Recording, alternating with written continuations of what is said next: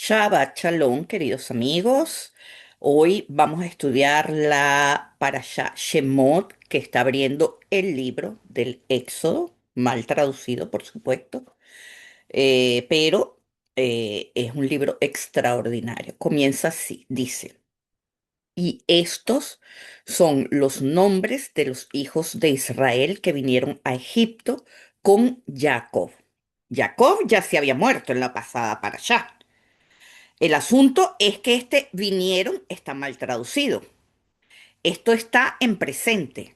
Estos son los nombres de los hijos de Israel que vienen a Egipto con Jacob. Y aquí tenemos la primera curiosidad. Cada uno con su familia: Rubén, Simeón, Leví y Judá, Isaacar, Zabulón, Benjamín, Dan, Neftalí, Gad y Asher. Todas las almas que salieron de Egipto, discúlpenme un momentico que voy a poner esto en silencio. Todas las almas que salieron de Egipto, eh, que salieron, perdón, del tronco de Jacob fueron 70. Y Joseph ya estaba en Egipto. Y Joseph murió, y también todos sus hermanos y toda aquella generación. Los hijos de Israel fueron fecundos y se multiplicaron. Fíjense lo que vimos la semana pasada en Bereshit. Sean fecundos y multiplíquense.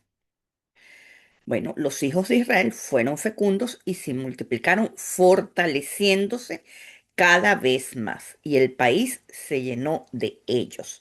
Ahí los Jajamín dicen que que eran la burguesía de Egipto en el tiempo en el que Jacob llegó allí. Entonces eran prácticamente la burguesía de Egipto.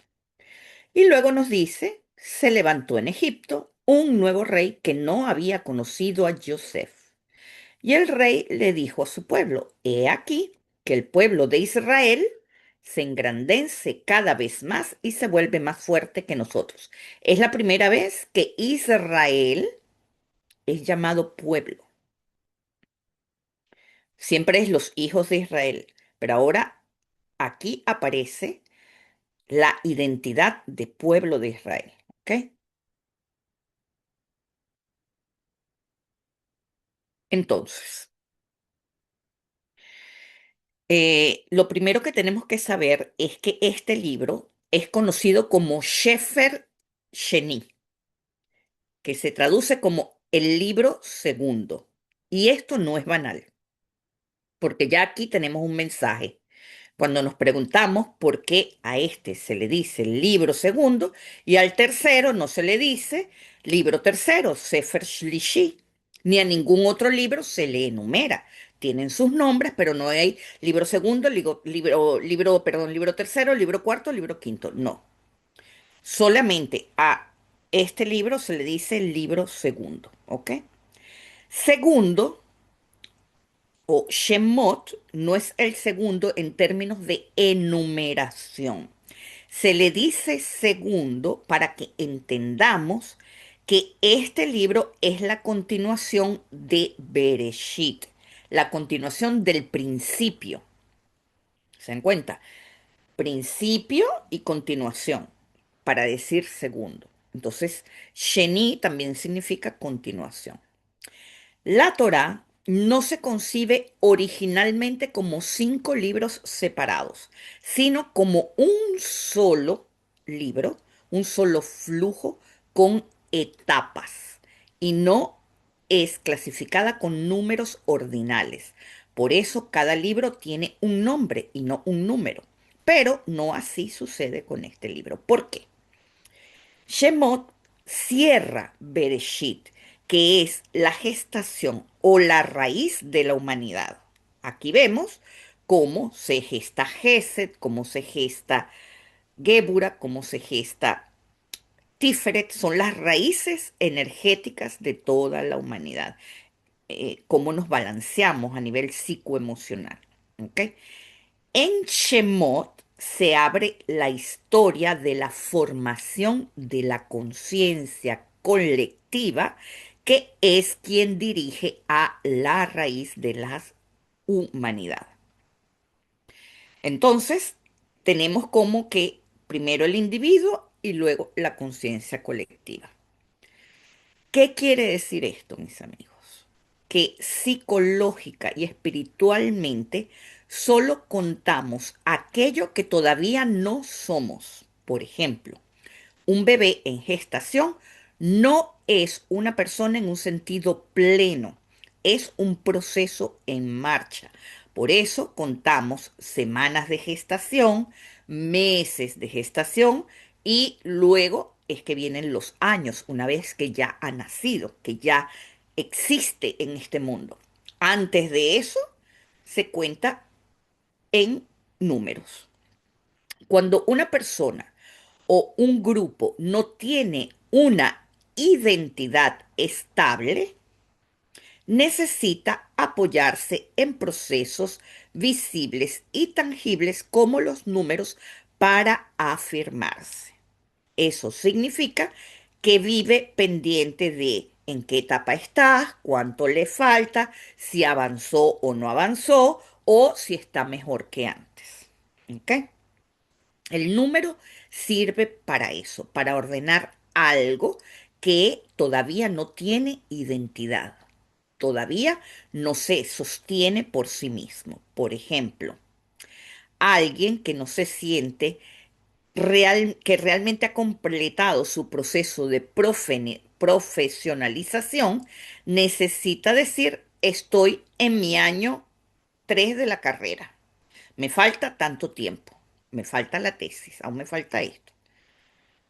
No es malo, es un soporte, es una guía. Pero una vez que alcanzamos el objetivo, que alcanzamos la identidad que nos da el diploma, entonces ya pasamos a tener una identidad ya definida. Entonces la persona se dice, bueno, soy médico, soy ingeniero, soy madre, soy responsable de esto, etcétera, etcétera, etcétera. No va a decir, estoy en la fase 3 de mi desarrollo profesional. Nadie dice eso. Entonces, con la identidad, el número desaparece porque ya no cumple una función psicológica, mis amigos. En Bereshit hay individuos y hay familias, y en Shemot esa familia todavía no es un pueblo, está en transición, está desorganizada internamente, marcada por la esclavitud. No tiene centro propio, por eso Shemot funciona como segundo libro, es decir, parte 2 de un mismo proceso que aún no se ha completado. Y todavía hay que trabajar en sostener la identidad. Nuestro proceso es exactamente igual a el libro de la Torá. Nosotros nacemos y poco a poco vamos encontrando una identidad, nos vamos formando, forjando y vamos afianzando la identidad en la medida en que supuestamente vamos madurando. Pero el asunto es que la maduración no se cuenta en términos de edad, sino de integración espiritual. Esa es la verdadera maduración. ¿Ok? Fíjense que, por ejemplo, en Baikra, que es el libro que sigue después de Shemot, hay un cambio. Porque en Baikra hay ya la salida de Egipto. Ya el pueblo tiene identidad. Ya pasó el Sinai. Ya hay un Mishkan. Entonces, por eso el libro se llama Baikra, que quiere decir y llamó. O sea, Shemot, nombres, y Vayikra y llamó, lo cual nos dice mucho. Es decir, el proceso de ser nombrado es extremadamente importante y nosotros hemos banalizado esto. ¿Ok? Fíjense que hay parashot en donde Dios manda a que nos contemos. ¿Se dan cuenta? En cambio, Dios tiene diferentes nombres, pero no se dice nombre uno, nombre dos, nombre tres, no, no se enumeran, se dice específicamente los nombres, ¿ok? Entonces, ¿qué sucede, mis amigos? Nosotros pasamos por procesos que nos van enumerando. En cambio, Dios no pasa por esos procesos. A Dios se le nombra. Y esto es grandioso porque podemos ver a la Torá como un proceso integral personal, un libro de instrucciones para ensamblar las distintas piezas que constituyen a el cuerpo del ser humano. ¿Ok? Fíjense que Shemot es una palabra plural. Su singular es Shem. Y cuando nos referimos a Dios, decimos Hashem, el nombre. En el principio de esta porción se nos habla de los nombres de las tribus de los hijos de Jacob, pero enseguida los nombres se diluyen en el texto hasta desaparecer y llega el momento en que ya no hay nombres. Pero antes de eso, como una distinción especial, la Torá nombra a Yosef. Y ya sabemos que a diferencia de sus hermanos, Yosef se constituyó como una Merkabah del árbol de la vida. Específicamente, él logró ser la estructura de Yesod y por eso es nombrado. Es decir, de todos los hijos de Jacob, el único que logró la identidad real de su ser fue Yesod. ¿Ok? Ahora fíjense. La Torá, ponme el primer versículo, Dani, por favor, la primera, ahí está. Es muy importante que vean que empieza con, y estos son los nombres. Es decir, empieza con una vav para decirnos algo muy importante. La esclavitud no empezó en Egipto, empieza antes. Ya hemos visto otras veces que la vav nos indica que cuando aparece hay algo que está relacionado anteriormente, hay acontecimientos que sucedieron anteriormente que tienen una continuidad cuando empieza la Vav, porque la Vav es traducida como y tal, ¿ok? ¿Dónde está esto? Vamos a ver Génesis 57 y 8. Dice, subió pues Yosef a sepultar a su padre, y con él subieron todos los príncipes de Faraón, los principales de su corte y todos los dignatarios de Egipto, junto con toda la casa de Yosef, sus hermanos y la casa de su padre. Solamente sus hijos, sus rebaños y sus vacas, bueno, y sus mujeres, quedaron en la región de Goshen.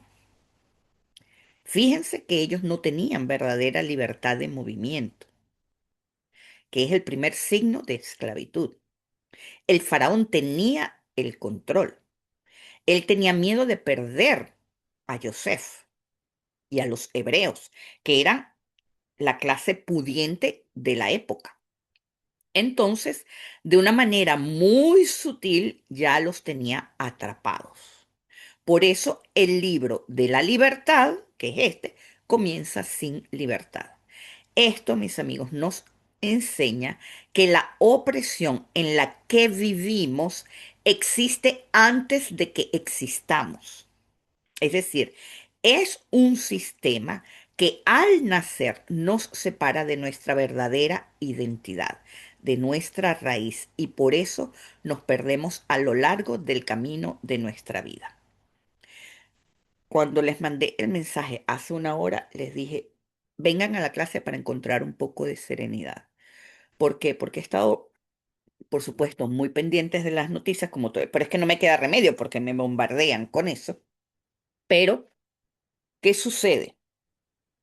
Que me puse a pensar, voy a salir de la Tierra, vamos a salir del planeta todos en este momento.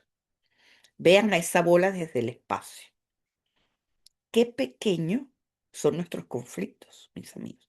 El mundo está en un caos tremendo, pero desde el espacio inmenso, donde hay millones de estrellas, miles de planetas, miles de seres vivos, miles de vida, los fotones son una increíble energía que nos llega constantemente. Qué pequeño se ven todos esos problemas, cuando en verdad nos concentramos en nuestra identidad. Y eso es lo que pasó con Joseph. Joseph, dentro de todo donde él estaba, él no perdió nunca su identidad. Dentro de todo el enjambre universal, mis amigos, la divinidad se infiltra en el sistema que nos hemos inventado nosotros desde el Adán, que es quien nombra a todo lo que existe. ¿Y cómo lo nombra? Porque él ve su energía interna. Pero el enjambre universal para la divinidad, nosotros nos estamos ahogando en un vaso de agua. ¿Por qué? Porque realmente el plan ya está concluido. Nosotros somos privilegiados que estamos experimentando este cambio, lo estamos siendo testimonios de este cambio extraordinario que está viviendo nuestro planeta. Pero ¿qué es lo que sucede? Que lo podemos ver solo extraordinario cuando nos despegamos de la identidad que nuestro cuerpo quiere imponernos, que nuestro cuerpo, con el que nuestro cuerpo quiere aferrarse, quiere identificarse realmente. ¿Ok? Entonces, ese es el primer ejercicio de hoy. Salgan y ubíquense fuera de este planeta y sientan como hay todo un universo amoroso. Yo estaba viendo un programa, mis amigos, los fotones, porque la luz, cuando Dios dice hágase la luz, ¿verdad? Es una energía lumínica que nos llega, que son rayos y rayos y rayos de luz que nos llega, que no la podemos ver a menos que choque con una masa, pero el fotón tiene propiedades increíbles. O sea, el fotón tiene un spinning, tiene una cantidad de cosas y no se divide. Por eso dice, Hashem es Ejad. No tiene masa y tiene masa al mismo tiempo. Tiene paredes, pero no se divide y pasa por eh, explosiones, gases, supernovas, fuegos intensos. Pasa por todas las cantidad de cosas que hay en el universo y no se divide, no se afecta, se mantiene intacto el fotón. Y eso es, ahí es donde nosotros tenemos que poner nuestra conciencia, mis amigos. Porque o dejamos que la ola del mar nos choque contra los peñones de la orilla, o nos ponemos en una altura superior y nos ponemos a nivel de los fotones, saliendo del bien, del mal, de la polarización, de lo que quiero, de lo que no quiero, de lo que me gusta, de lo que me no gusta, de lo que creo o lo que no creo, para encontrar verdadera paz. Porque es la única manera de mantenerse saludable dentro de todo lo que estamos experimentando. ¿Ok? Vamos a ver Génesis 2, 19 y 20. Dice, y formó Dios de la tierra todos los animales de la tierra y todas las aves de los cielos, y los trajo al hombre para que viese cómo los había de llamar y cómo el hombre llamó a cada ser viviente. Ese será su nombre. Y el hombre puso nombre a todo ganado y a las aves del cielo y a todos los animales salvajes, pero no se halló nada que correspondiera al hombre.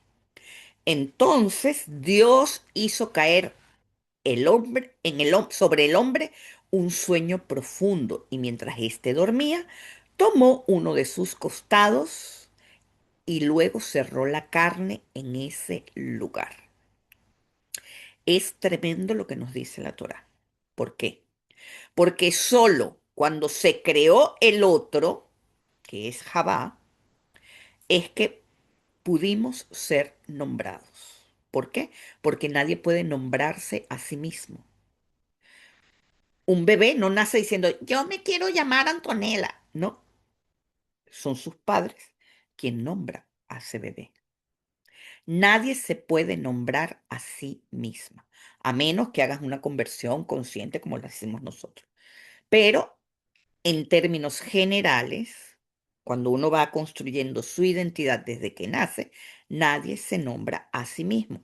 Y eso no es banal, o sea, nombrarse no es banal porque está describiendo la energía. Es como un casco, mis amigos.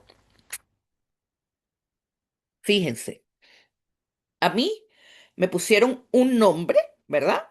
Me ponen un casco, el casco me queda grande.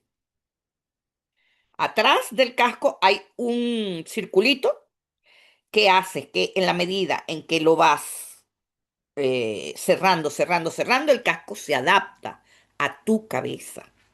Así son los nombres, mis amigos. Te lo ponen en el nacimiento y en la medida en la que vas creciendo, ese casco se va adaptando a la historia que trae ese nombre, a la carga emocional que le pusieron, a la historia familiar, etcétera, etcétera, etcétera. De hecho, nombrarse a uno mismo es como hacer que este ojo que está aquí vea a este ojo que está aquí. ¿Cómo hago para verlo? Imposible, ¿verdad? Por eso el ego cree que se conoce, pero el ego en verdad no se revela. Él oculta el sí mismo y de paso oculta al verdadero yo. Y de allí es que Dios pone a dormir a Adán. Volvemos, entonces, la Torá nos vuelve a traer a esto de el dormir. El sueño, mis amigos, no es un descanso, es la suspensión del ego si así nosotros lo permitimos. Porque cuando vas a dormir y vas picar culebra, vas con todo tu ego y eso te lo llevas a tu subconsciente. No, el ego debe quedar suspendido cuando vamos a dormir. De hecho, la palabra que utiliza la Torá es tardemá, que quiere decir que el ego quedó fuera de circulación, que el ego se desconectó del cuerpo. Lo cierto, mis amigos, es que no necesitamos el sueño por cansancio, lo necesitamos para anestesiar la necesidad de control. Mientras estamos despiertos, intentamos definirnos. Yo soy fulano de tal, yo valgo esto, yo soy muy importante, eh, yo estoy empoderada, yo debo ser así, debo ser asado, yo soy buena, etcétera, etcétera, etcétera. Pero la identidad no nace de esa actividad, mis amigos. Nace desde lo más profundo de nuestro ser. Nace cuando el ego queda anestesiado, cuando el ego deja ser el autor de el sí mismo y permite la entrada o el contacto, el acoplaje con la Neshama.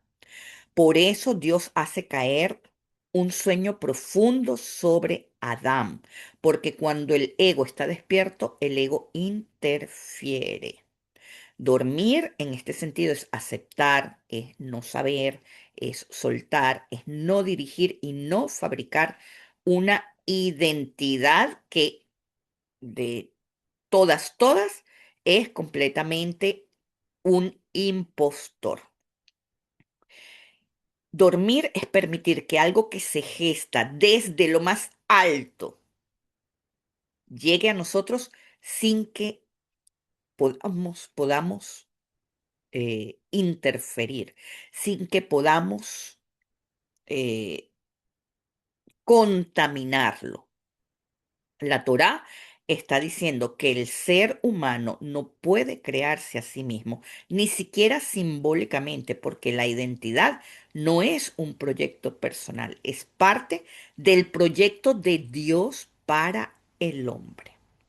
Para la Cábala, la identidad es el punto interno desde el cual eliges, sobre todo cuando nadie nos ve, mis amigos, cuando no tenemos la presión del entorno, ni de la vigilancia, ni de la moral.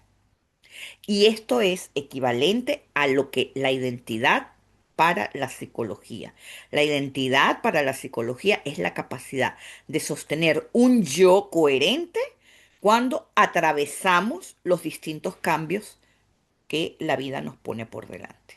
Con lo que la vida nos sorprende, sobre todo cuando nos sorprende. No tenemos que dominar, ni escondernos, ni disolvernos, y eso crea la identidad de acuerdo a la psicología. Para la Cábala, la identidad es coherencia con la Neshama, no con el Ruach y no con el Nefesh. Ahora vamos a ver esta porción, este texto maravilloso, Éxodo 3, 13 al 15. Fíjense. Contestó Moisés a Dios: si voy a los israelitas y les digo, el Dios de vuestros padres me ha enviado a vosotros, y ellos me preguntan, ¿cuál es su nombre? ¿Qué le responderé? Dios dijo a Moisés: yo soy el que sois, Asher Ejie Asher, perdón, Ejie Asher Ejie. Y añadió, así dirás a los israelitas, Ejie me ha enviado a vosotros.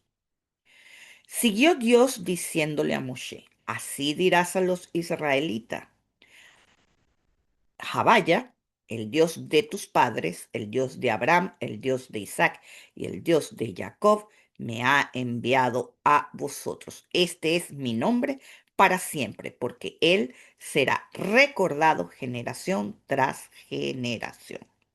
Este versículo es poderoso porque aquí hay una fórmula que rompe juicios. Fíjense. Primero que nada, nosotros tenemos en el versículo 13, fíjense que cuando Moshe le pregunta a Dios, ¿cuál es tu nombre? La respuesta está dentro de la misma pregunta. La pregunta es, Li ma shemo ma. ¿Cuál es tu nombre? Y las letras finales de esta frase es Yud, Kei, Vav, Kei. Sin embargo, Dios le revela a Moshe otro nombre. Ellos me preguntan, ¿cuál es su nombre? ¿Qué les voy a responder? Ejie, Asher, Ejie. Seré el que seré. En la traducción tenemos yo soy el que soy. Vamos a ver qué es una mala traducción. Entonces, lo primero que tenemos que ver es que por ser las letras finales, está escondido este nombre.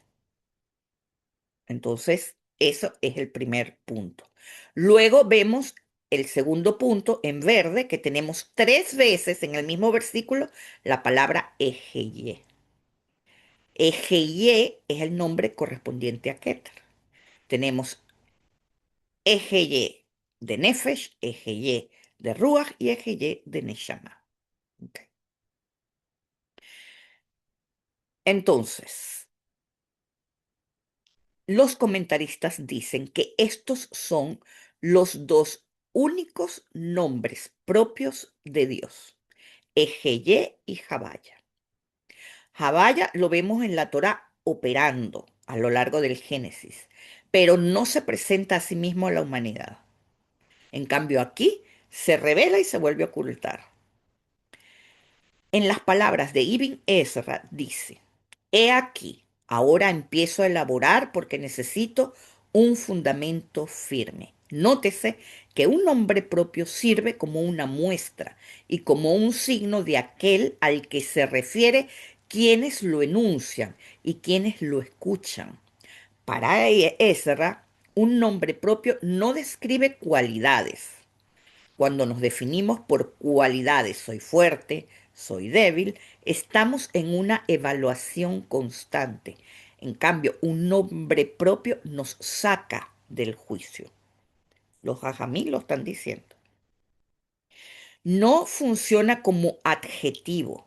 No se dice me llamo David el valiente, solo decimos me llamo David. No se conjuga, es lógico. Sara no dice yo saré o yo saraba, dice Sara. No se pluraliza, no se dice Davises, ¿ok? No necesita apoyo de otras palabras. Por ejemplo, el hombre alto. Si quitas alto, pierdes información y te queda hombre. Ajá, ¿y qué me quieres decir? En cambio, un nombre no necesita nada más. No se define por comparación. Por ejemplo, Juan es Juan. No es más fuerte que, menos exitoso que. Nadie va al registro civil a decirle, ponle a mi hijo más fuerte que, o más fuerte que Pedro, más fuerte que Roberto, ¿no? Vamos a un registro, tú le pones Juan, le pones Pedro, le pones José, ¿ok? Un nombre tiene adherida su idiosincrasia. Cuando vemos los nombres, sabemos si alguien es español, hispanohablante, etcétera, etcétera, etcétera. Entonces, un nombre propio no explica, señala una identidad. ¿Qué quiere decir esto, mis amigos? Que Jabaya no es una descripción de Dios, sino la señal de su existencia. Un adjetivo define algo por lo que hace o tiene. Un nombre propio define algo solo por ser. Según Ezra, Elohim, el Shaddai, etcétera, etcétera, etcétera, son adjetivos. Describen poder, fuerza, autoridad. Pueden aparecer en plural. Elohim es plural. Pueden entrar en construcciones gramaticales. En cambio, Jabaya y Ejeye son nombres propios que no deben traducirse porque en el hebreo no existe el verbo ser o estar en presente. Por eso la traducción yo soy el que soy es una aberración de la traducción. Seré el que seré. Y tampoco debe traducirse como seré el que seré. Debe usarse como ejeye, solamente como ejeye. ¿Por qué? Porque el verbo ser aparece como haya. Hey, yud, hey. Fue o era. Y será es yihye, no es ejeye. Entonces, estos dos nombres no describen, no se pluralizan, no se conjugan, no dependen de nada externo. Y Ibn Ezra nos dice que tenemos tres niveles en los que nosotros convivimos. En el mundo físico, en donde todo cambia, el cuerpo, el trabajo, las circunstancias. En el mundo intermedio, que son los ritmos circadianos, los ciclos, las influencias, los estados emocionales y mentales, etcétera. Y el mundo superior, donde la identidad es esencial y no está sujeta a cambio. El problema del ser humano es vivir creyendo que el nivel uno define el nivel 3. Es decir, el mundo físico define el mundo superior. Y es exactamente todo lo contrario, mis amigos. Entonces, esto nos sirve para cosas muy concretas. Para en el momento de una crisis no sentirnos definidos por una crisis ni limitados por la crisis. Porque nuestra identidad es en el nivel 3, en el mundo superior, no está sujeta a cambio, mis amigos. En el mundo, en el nivel uno, todo cambia, pero en el nivel 3 no hay cambio. Nuestra identidad, nuestra neshama, cuando se va ajustando a nuestra personalidad, va empoderándose, va autoafirmándose, va alcanzando la humildad que todo eso le trae y va alcanzando una identidad sólida. Entonces, cuando nos confundimos, porque tenemos un momento, problemas de pareja, problemas de dinero, nada de eso nos define, mis amigos. Y nunca podemos decir, yo soy el que fracasó, porque el fracaso es un adjetivo. Ni tampoco yo soy el que tuvo éxito, porque también es un adjetivo. Tenemos que decir, Eje, Asher, Eje. Soy el que existe y el que seré si se quiere traducir de alguna manera. Entonces, esta combinación de Eje, Asher, Eje con Li, Ma, Shemo, Ma, rompe juicio, de acuerdo a lo que dicen los Jajamín. ¿Ok? Por eso la meditación que vamos a hacer al final es con estos dos nombres. Entonces, este nombre Heye aparece una sola vez en toda la Torá. La Cábala en el Zohar explica que este nombre pertenece al nivel de Keter y es el nombre que aparece en el momento de una transición absoluta. Es decir, cuando hay un cambio en nuestra vida, que es absoluto, que es radical, que es así, que te cambia todo el escenario de la noche a la mañana, es porque eje Y se abrió. Cuando se abre y te cambia todo, si meditas con el segundo nombre, entonces rompes juicio. ¿Ok? ¿Por qué? Porque la luz es muy intensa y el nombre Jabaya lo filtra y lo va endulzando. Por eso Dios dice, Eje Asher Eje, seré quien seré, indicando un movimiento futuro. El Rambán lo dice, este nombre no describe que es Dios, sino cómo Dios se relaciona con nosotros. Es el que nos acompaña en cada paso de nuestra vida. Y el Rambán dice algo aún más profundo, que este nombre solo se abre a nivel de energía cuando dejamos de intentar poseer a Dios, cuando esperamos de Él, cuando queremos dominarlo, cuando queremos obligarlo. Por eso soltar es fundamental, mis amigos. ¿Ok? Si hay algo que quiero que les quede de esta clase es eso, es la utilización de estos dos nombres para equilibrar, para extraer fotones del mundo superior y endulzarlos y equilibrarlos. Por eso, durante el sueño, Dios toma del costado de Adán, es decir, no le va a agregar algo desde afuera, sino que lo dobla, lo divide. Y luego, ¿qué nos dice? Cierra la carne, lo cual nos indica que esa división es una herida, mis amigos. Esa herida no es consciente, pero esa división o separación es una herida que debemos curar. Por lo tanto, nuestro destino es volver a ser uno con el otro y con nuestro doble. Adán despierta sin recordar el origen de su incompletud, pero sí la siente. Esa sensación de que algo falta no es un error, mis amigos. Es un espacio que nos permite buscarnos, crecer, un espacio en donde le permitimos al otro aparecer. Entonces solo existe una relación verdadera, solo cuando le permitimos al otro también existir.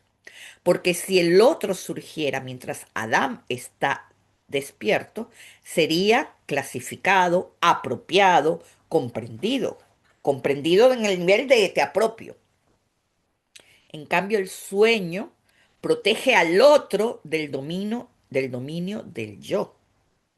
Garantiza que el vínculo no sea posesión, sino un encuentro. Y la identidad nace entre dos, no dentro de uno solo. Por eso eh, tenemos una gran corrección que hacer todos a nivel de pareja cuando enseguida tenemos esa sensación de posesión de esa persona a la que amamos.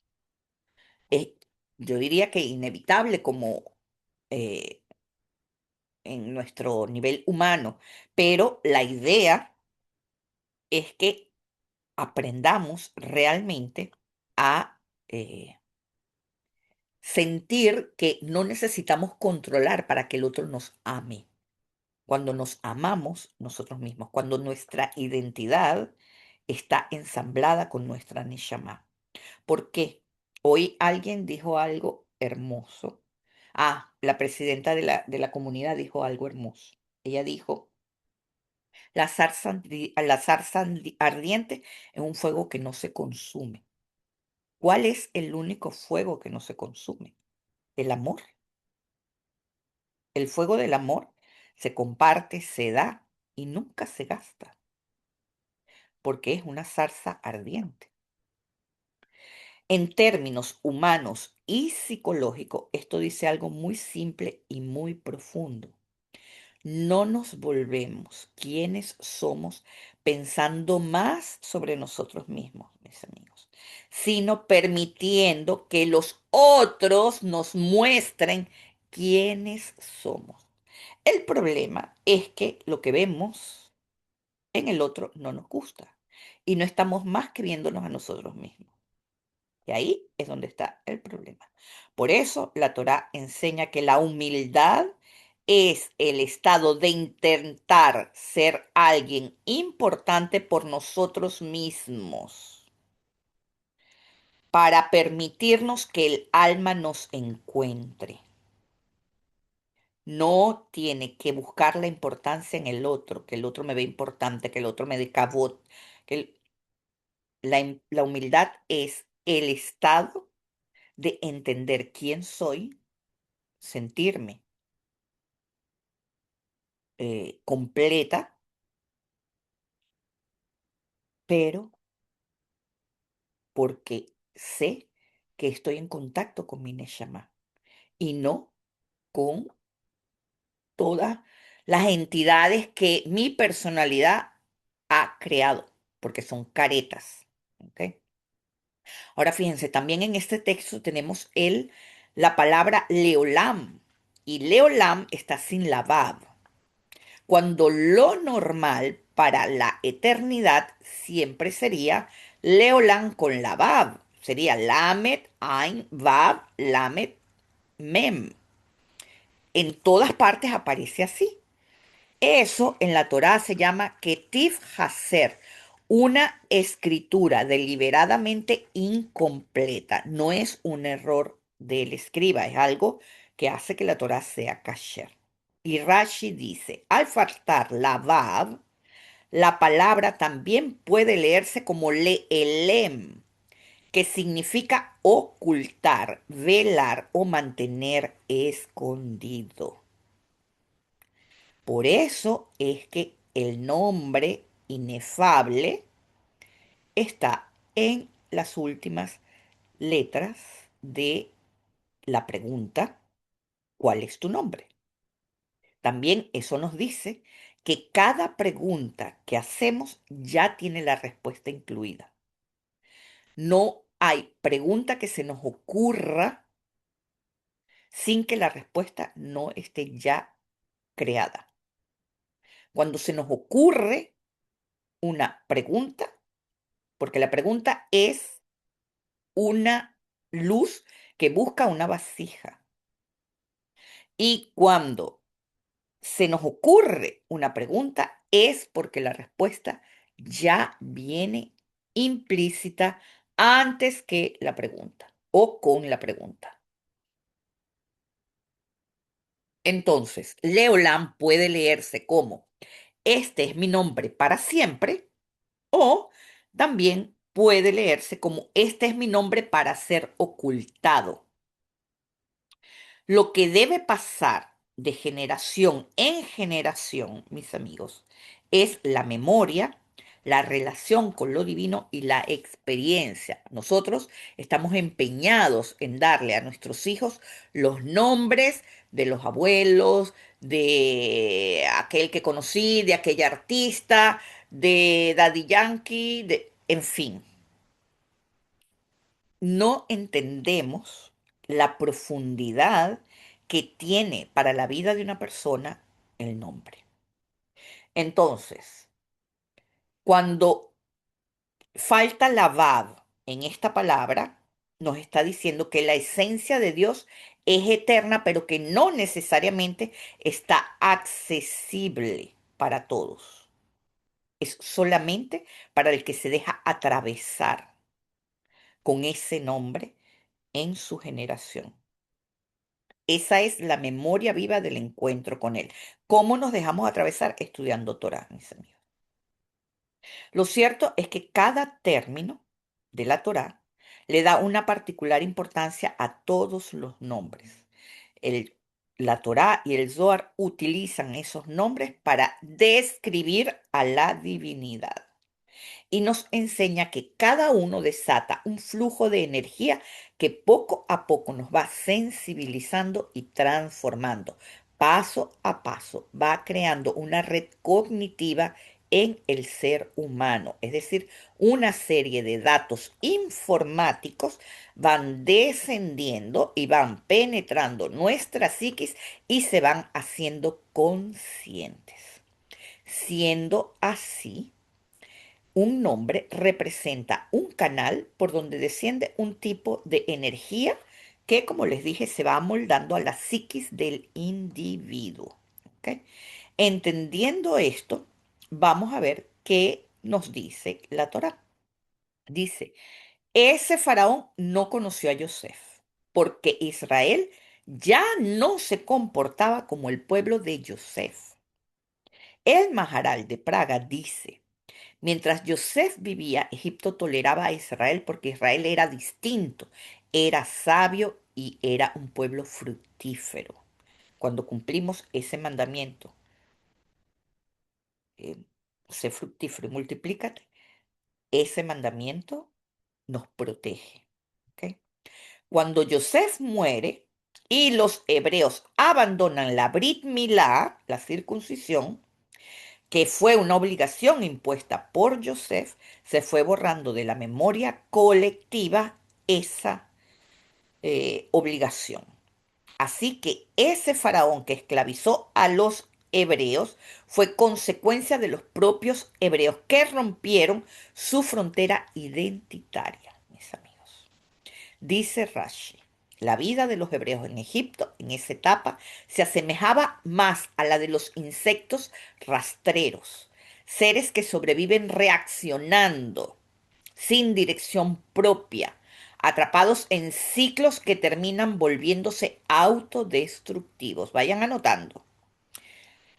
No porque les faltara un pasado ilustre, sino porque habían perdido toda conexión viva con ese pasado. Aunque es indudable que en los anales egipcios se registró el reinado de los 80 años de Joseph y la legislación que permitió a Egipto sobrevivir a la hambruna fue la que Joseph instaló, a nadie se le ocurrió asociar a los hebreos de ese tiempo con Joseph, con esa familia que había sido tan respetada y admirada. no por ignorancia histórica, sino porque el comportamiento presente de los hebreos no reflejaba en absoluto la estatura moral, intelectual ni espiritual de sus antepasados. Eso lo dicen los comentaristas. Y esto, mis amigos, nos lleva a algo muy concreto, que es la honra a nuestros antepasados, que no es ni automática ni hereditaria. No basta con venir de una gran historia. Bueno, yo soy la descendiente del poeta Luis Pastori. Esa historia solo tiene peso si yo me vuelvo un poeta, si no, pasa por encima. Cuando una generación deja de vivir de manera coherente con los valores, las actividades, las responsabilidades y la conciencia de quienes lo precedieron, el linaje pierde toda su fuerza simbólica y social. Y esto le da una nueva dimensión de entendimiento a ese mandamiento de honrar a los padres. Porque cuando degradamos nuestra herencia moral y energética, se pierde la dignidad alcanzada. Es como si nos bajamos de un carro que va a toda velocidad, que ya tomó fuerza en el Fórmula 1, el Ferrari, y me bajo y vuelvo para atrás a mi chevette, mis amigos. Lo cierto es que los jajamín de todas las épocas, se han preguntado a dónde fueron a parar todos los nombres en esta porción. La Torá nos dice que la hija del faraón, la madre de aquel, la hermana del otro, pero omite todos los nombres. ¿Por qué? Porque en Mitzrayim la conciencia se empequeñece. Es decir, que la esclavitud, la conciencia de esclavitud, va a erosionar la identidad antes que al cuerpo. ¿Cómo sabemos que estamos en Mitzrayim? Hay tres signos. Cada vez que el miedo sustituye a la voluntad, la conciencia se encoge. Es decir, si yo tengo voluntad de hacer algo y no lo hago por miedo, encogí mi conciencia. Entro en Mitzrayim. Cada vez que que la costumbre sustituye a el impulso para el cambio. Estoy en una relación de pareja tóxica. Quiero cambiar, pero la costumbre no me lo permite.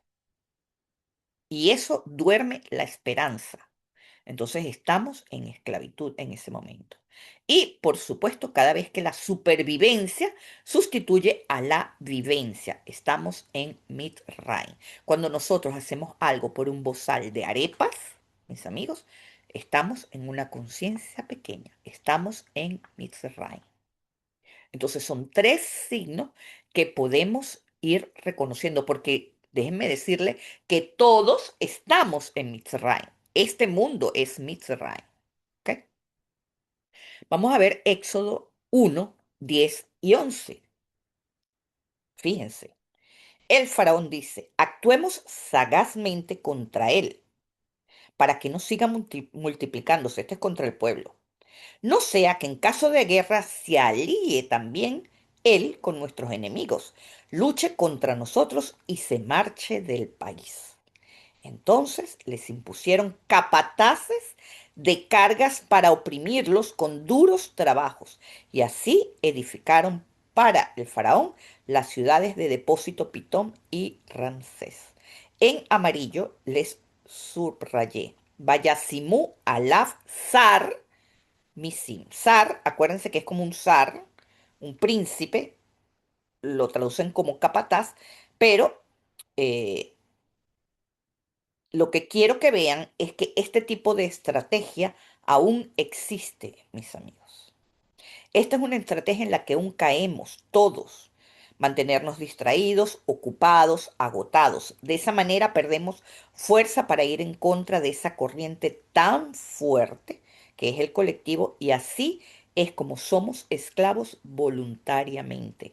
De hecho, Sforno dice, los hebreos se ofrecieron como voluntarios para aceptar como forma de impuesto la construcción de estas ciudades de almacenamiento para el faraón, para demostrar su lealtad a Egipto. ¿Y qué sigue después de esto? El endurecimiento de la esclavitud, evidentemente. Y la Torá nos lo dice claramente. Los egipcios esclavizaron brutalmente a los israelitas en Éxodo 1, 13, 14 y les amargaron la vida con dura cerviz, con los trabajos de barro, de los ladrillos del campo y con toda clase de servidumbre. Los esclavizaron brutalmente. Cuando nos dice con dura servidumbre, con dura cerviz, tienen que pensar en la cervical, mis amigos, en este cuello que es el pasaje por donde el estrés nos enloquece. Cuando nosotros sentimos esta presión de estrés porque está entrando mucha energía, nos duele la cabeza, nos duele el cuello, nos duele la espalda. ¿Por qué? Porque no hay vasija para contenerla, porque es muy poderoso lo que está entrando. Y eso nos amarga la existencia. Por eso la meditación es muy importante. Pero quiero que se den cuenta que estamos repitiendo un guión desde hace 3.500 años, mis amigos. Y no nos damos cuenta, porque nosotros seguimos en esta amargura de vida. Esforno dice, los hebreos arruinaron sus propias vidas, no solo con malas acciones, sino también a sucumbir a filosofías ajenas. Esto se describe en Ezequiel 28. Se rebelaron contra mí y no quisieron escucharme, ningún hombre. No desecharon los ídolos de sus ojos, ni abandonaron los ídolos de Egipto. Mis amigos, hoy en día vemos montones de cosas. Y cada una de ellas, en casi todas, pues, están atacando a los judíos. Le están echando la culpa a los judíos, la responsabilidad, el Mossad eh, no voy a nombrar país, pero ya todos sabemos lo que están pasando en Oriente, en Occidente, en Asia, en África, etcétera. La gente no se está dando cuenta que el mal está haciendo un trabajo de hormiguita para la redención, mis amigos. Yo lo único que veo es que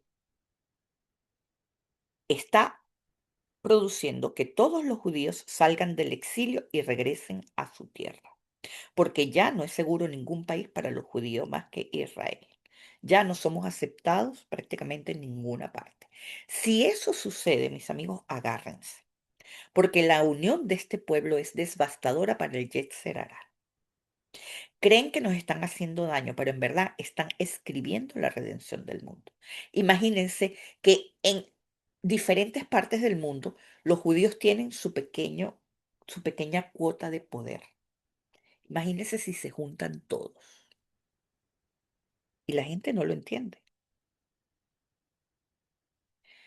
Así que, desde mi punto de vista, cuando me salgo a esa esfera y veo, digo, es maravilloso todo lo que está pasando, porque se está escribiendo la redención, mis amigos. ¿Por qué? Porque los judíos en Israel todos tendrían que ser ejemplo de Torah y ser el molde que la humanidad necesita moral y éticamente para poder construir una, un Adam Kadmon. ¿Ok? Ahora, en Shemot 3:2-3 ocurre una revelación. Dice, y se le apareció el ángel del Eterno en una llama de fuego desde el interior de una zarza, y vio que la zarza ardía con fuego, pero la zarza no se consumía. Y dijo Moshe, me apartaré ahora para ver esta gran visión, porque la zarza no se quema. Desde la cábala, la zarza es Sne, que representa a Malhut, el mundo bajo, limitado, herido, espinoso. Ya saben que la zarza es ese árbol que tiene montones de espinas, que no es un árbol majestuoso, ni es un árbol que puede decirse, ay, qué bello. No, es algo pequeño, es fácil de ignorar, imagínate, rápidamente uno lo saca para que no nos haga daño. Entonces, eso representa Malhut. El Midrash en Shemot Rabbah dice, Dios elige revelarse ahí en la zarza para decir, yo estoy con ustedes en su aflicción,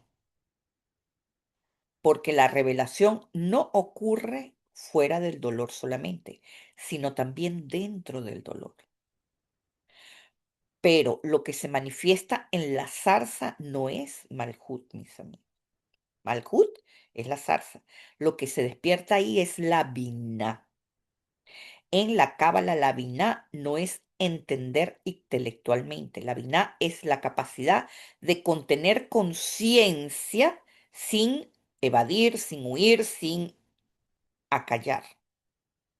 La Binah es el útero espiritual, el espacio donde podemos recibir la verdad, donde podemos ser justos y no quebrarnos en ese proceso.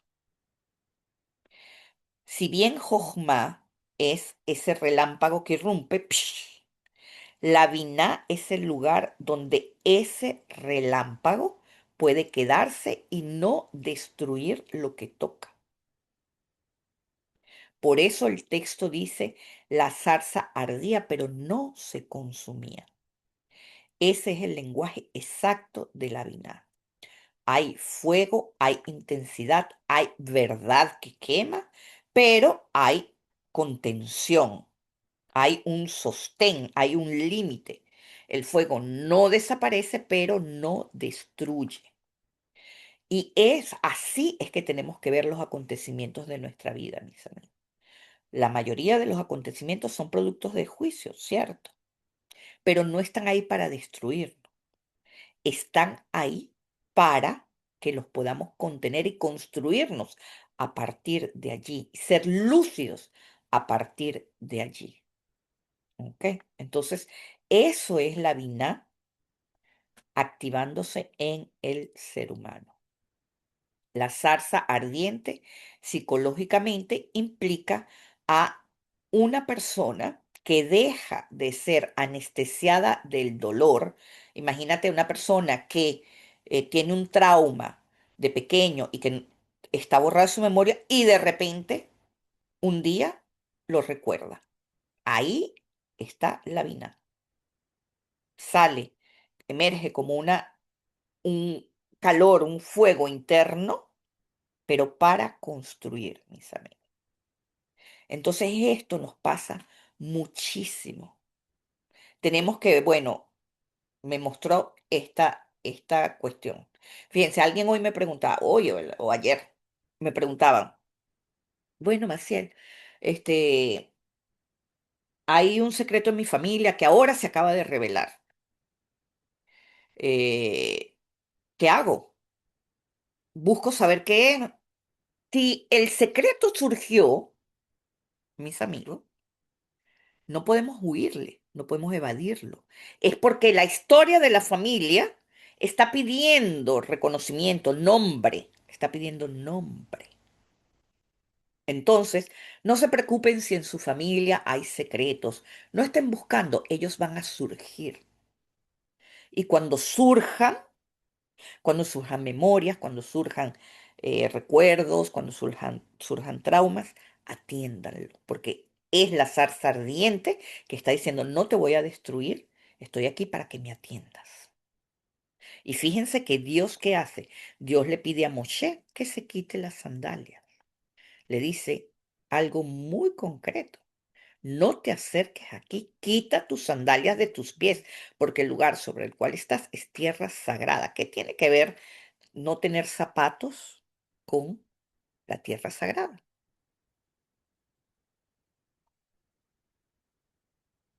En Cábala, las sandalias representan un,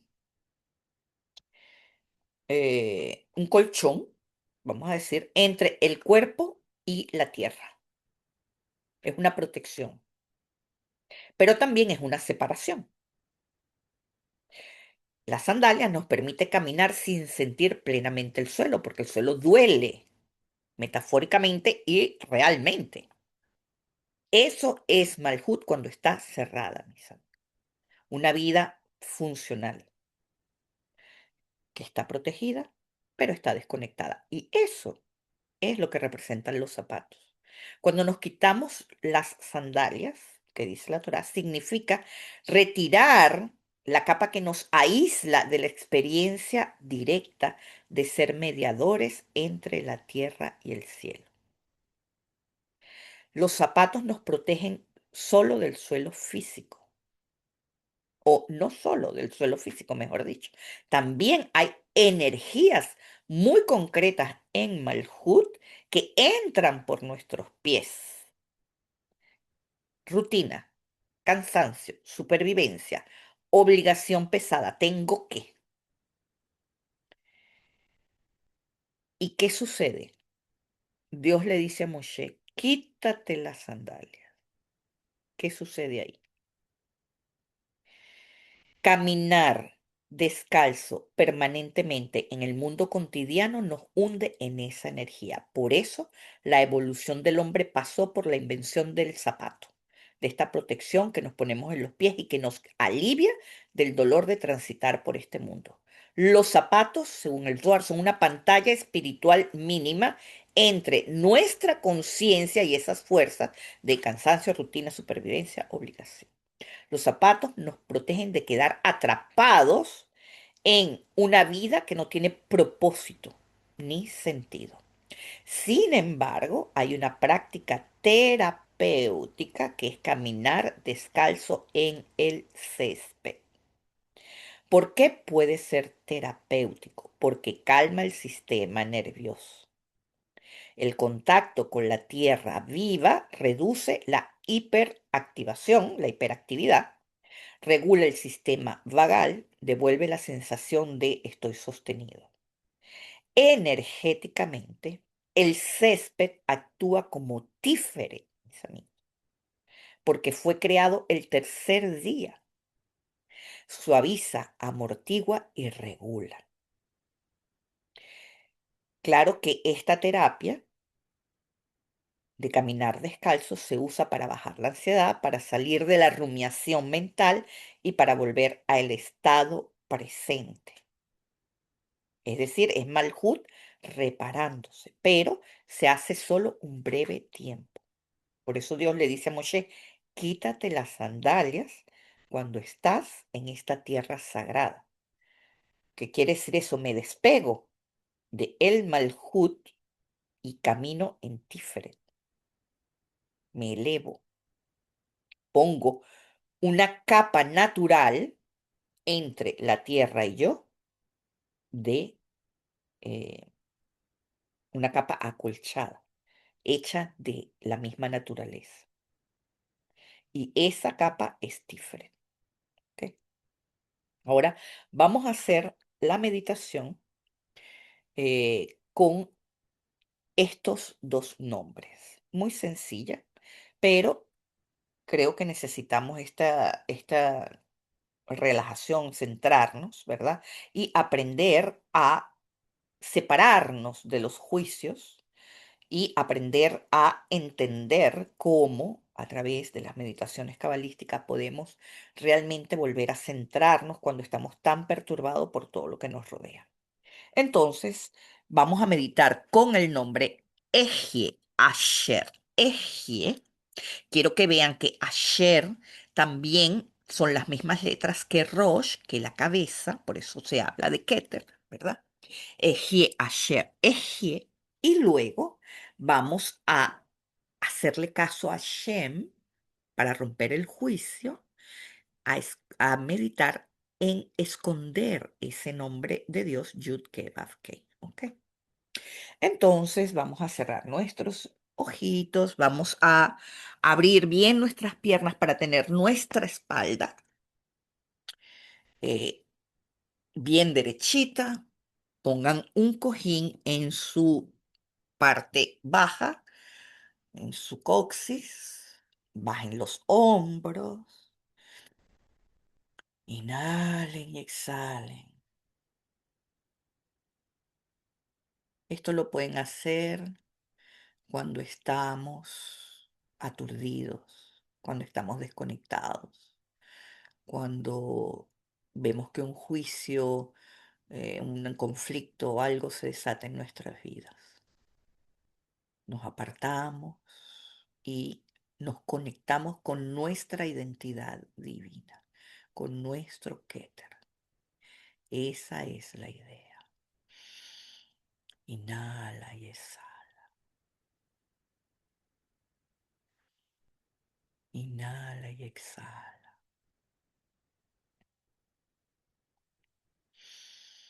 Inhala y exhala. Suavemente, ve relajando tus pies, tus rodillas, tus caderas, tu pecho, tus brazos, tus manos. Ponlas sobre tu regazo, relaja tus dedos, apriétalos primero y luego relaja. Suelta las tensiones, suelta el entrecejo.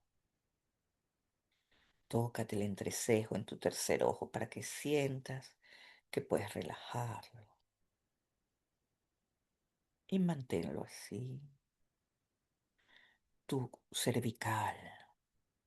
Deja que circule la luz en tu cervical, porque ahora vamos a abrir la coronilla.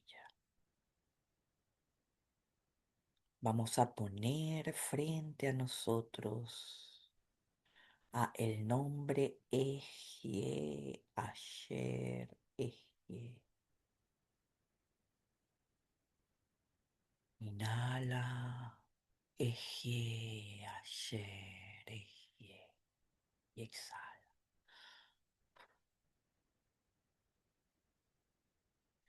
Inhala nuevamente.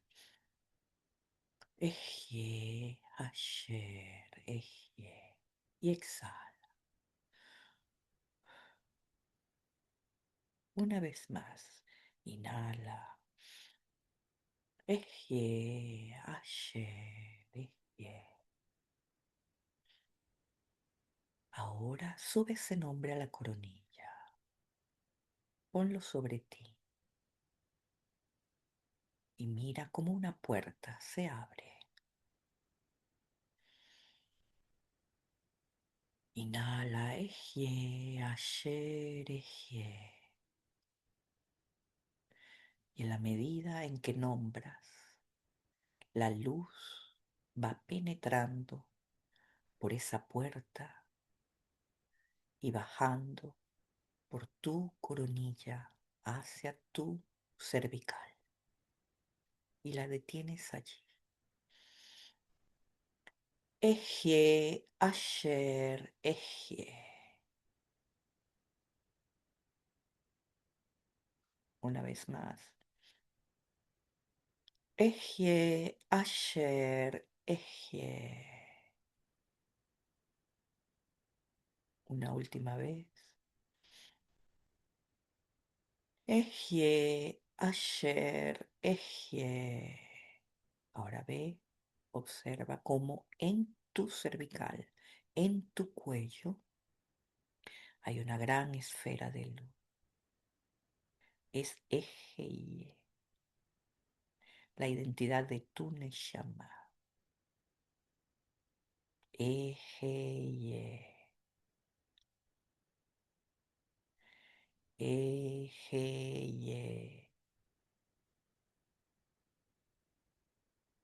Eje, y brilla más cada vez que digo Eje, expande su luz. Eje,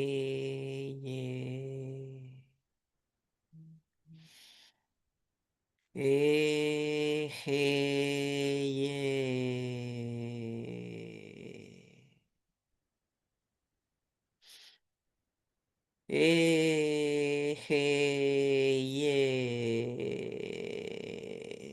esa luz toca tus pies, forma una esfera en donde te envuelves. Eje,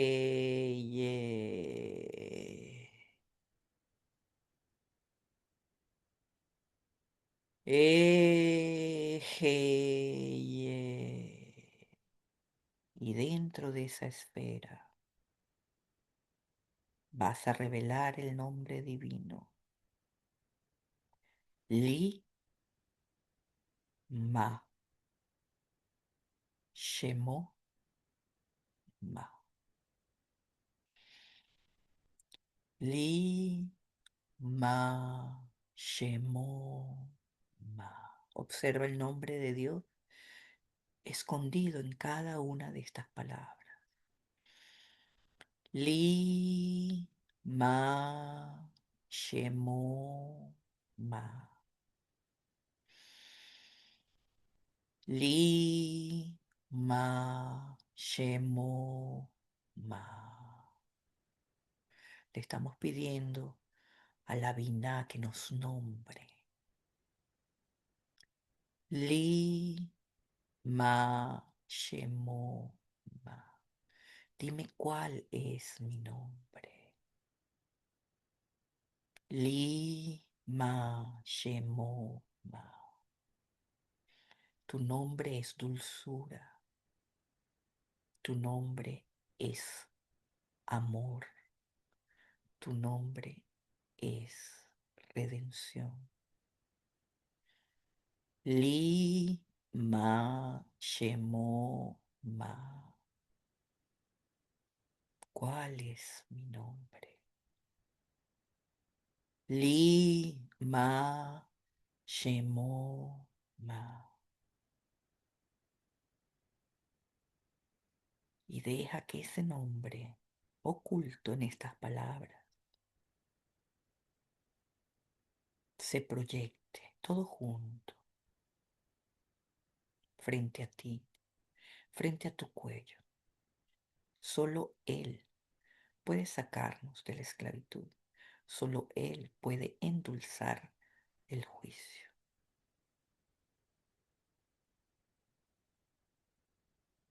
No lo nombres, no lo pronuncies. Respeta el deseo de Hashem de ocultar para volverlo sagrado. Lima, Shemoma. Cierta esa fuerza, esa potencia que hay allí. Te endulza todo el juicio de todos los conflictos. Hay una especie de agua cristalina que te baña. Esa esfera en donde estás empieza a ser mojada, pero un mojado que es tibio, confortable, amoroso, como un líquido amniótico donde eres fecundado.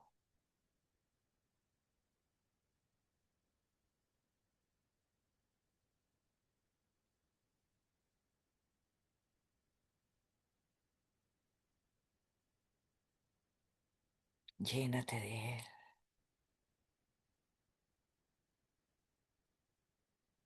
Mm,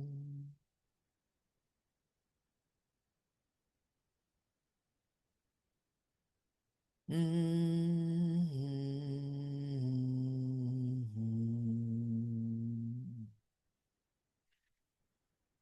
mm.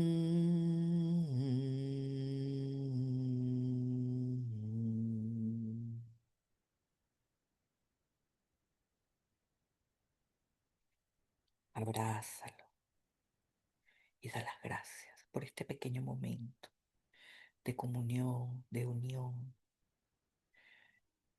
de unificación del pueblo de Israel.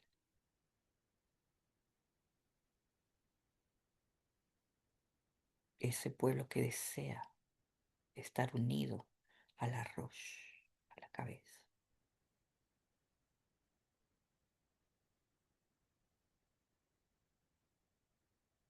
Mm,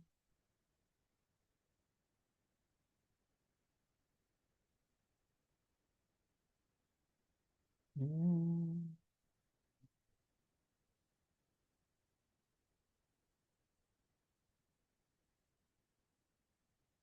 mm, mm, mm.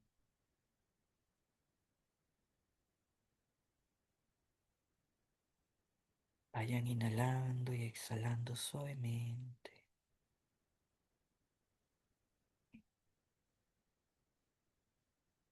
Siéntanse agradecidos. Siéntanse lejos de todos los conflictos y pegados a su identidad. Déjense querer por Hashem.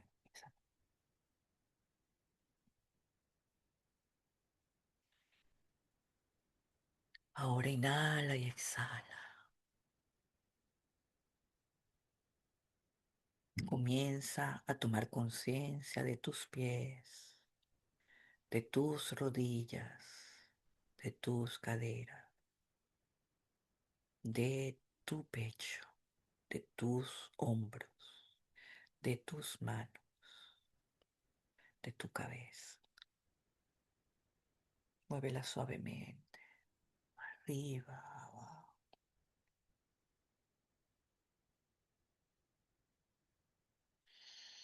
Y cuando tú lo decidas a tu propio ritmo, puedes abrir tus ojos.